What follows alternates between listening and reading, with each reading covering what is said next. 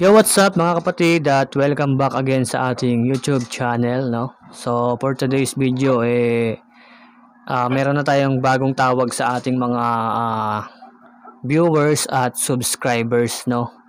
So, naisip ko lang to kanina nung nag-live ako, no? So, kasi si RSJ, no? Si Kasabwat, meron siyang tawag sa kanyang mga subscribers at viewers, no? Ang tawag niya ay Kasabwat, no? So tayo naman, ang itatawag natin sa ating mga subscribers at viewers ay kabugto, no? Kabugto, no? Yo, what's up mga kabugto? At welcome back again sa ating YouTube channel. So ayan na yung ating bagong tawag sa ating mga viewers at subscribers, no? So kabugto, ayan.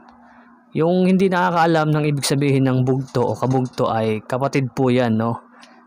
Sa English, brother, no? Yan. Kaya parang tugma pa rin naman sa ating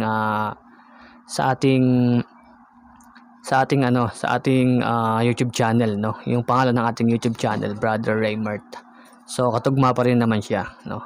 So kabugto, no? Ganyan. So kapag i-intro tayo, kapag tayo ay papasok ng video, no?